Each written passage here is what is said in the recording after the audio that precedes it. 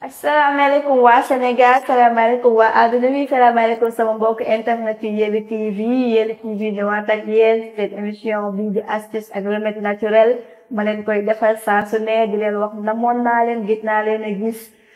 gëjoon naa dugal quelques vidéos mais tey dama ñëwaat ak lu bees lépp rek pour seen état de santé ngeen amélioré ko tey mu ñëwaat ak yéen si li nga xam ne moom mooy diabète nga xam ne def naa si yeneen émission mais ba léegi doyul parce que ku si nekk ak li nga xam ne moom nga am ingrédients yi nga am moom nga mën a fajoo diabète nag nekk loo xam ne soo ko amee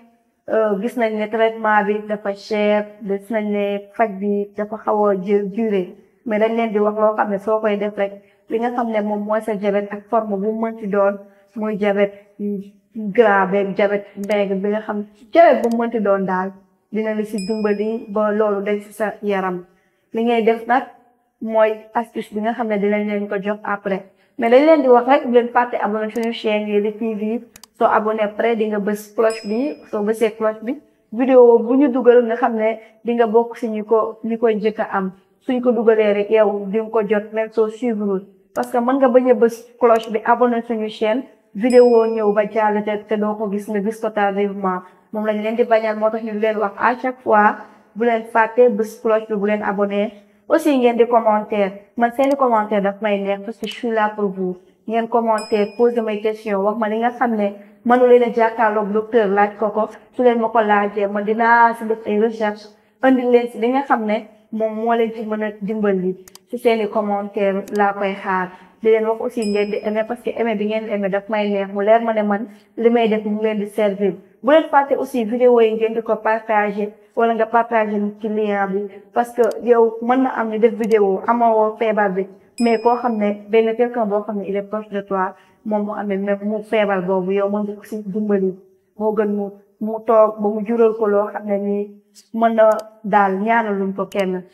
li indi tey nag si diabète mooy li nga xam ne aloe vera ñëpp xam nañ ne dafa doon plante boo xam ne dafa bëri ay vertus aloe vera bëri lu muy faj si yaram nit doon loo xam ne day améliorer suñu état de santé li ñu ci wax tey nag mooy li nga xam ne moom lay def si li nga xam ne moom mooy diabète ak diabète bu mu mën ci doon su da ngay jël rek li nga xam ne moom mooy aloe vera bi lii nag chaque jour nga koy def yow bi nga xam ne da ngaa amee diabète suba boo xëyee rek lii ñu lay wax traitement bi danga koy suivre comme ni ngay jëlee say garab rek noonu nga koy defee te amul benn conséquence amul effet secondaire su la neexee mën nga laaj avis sa docteur balaa nga koy def soo ko laajee moom dina la expliquer ne la aloe vera bi dafa baax si li nga xam ne moom mooy diabète li ngay def nag mooy nga jël li nga xam ne moom mooy aloe vera bi soo ko jëlee danga koy xar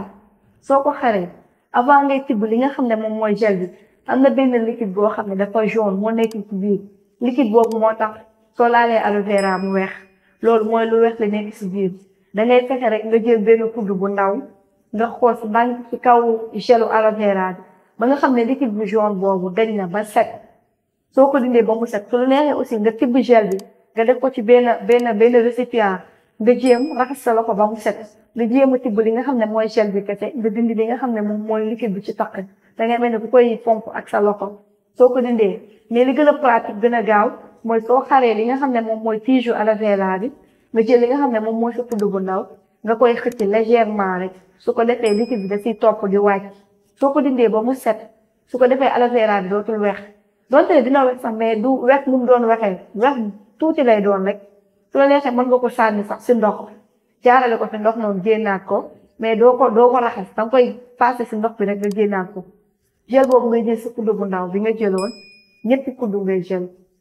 loolu nag waroo dépassé li nga xam ne moom lañ leen wax ñetti kuddu yu ndaw excès baaxul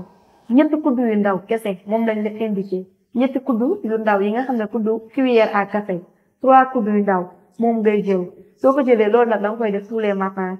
soo xëyee le matin nga jël li nga xam ne soo ndekkee ba pare fu la neexee de préférence nga jël li nga xam ne moom mooy gel d'aloe vera bi wala avant ngay ndekki aussi boobu nag moo gën ci garab yi mais mën na am aussi sa soo ko defee après doo mën a lekk bu dee dafa nar a sonal nga def ko soo ndekkee ba pare nga jël li nga xam ne mooy kuddu bu ndaw bi nga wàcce liquide bu jaune bu nekk ci biir aloe vera bi nga tibb gel bi ñetti kuddu yu ndaw nga lekk ko soo ko dugalee su fekkee dafa nar a wax sa gémmiñ mën nga ko dugal la jàllale ko comme nga bañ a bàyyi muy traîner sa langue danga koy dugal rek après nga avalé ko nga won ko mu jàll loolu moom bu duggee à l'intérieur de du corps dina def li nga xam ne moom mooy suukar bi nekk sa yaram dina ko traité ba nga xam ne diabète boobu nekk na ci yow mu faj ko ba mu wéru loolu lañ leen andi loon ci seen émission astuce ak remède naturel ci Yelli TV di leen jox di daje ba beneen yoon comme ni leen ko waxee aussi bu leen fàtte abonné suñu chaîne like vidéo yi su leen pare ba seen cloche pour que ngeen di am suñu vidéo yi nga xam ne moom mooy ñëw merci à la prochaine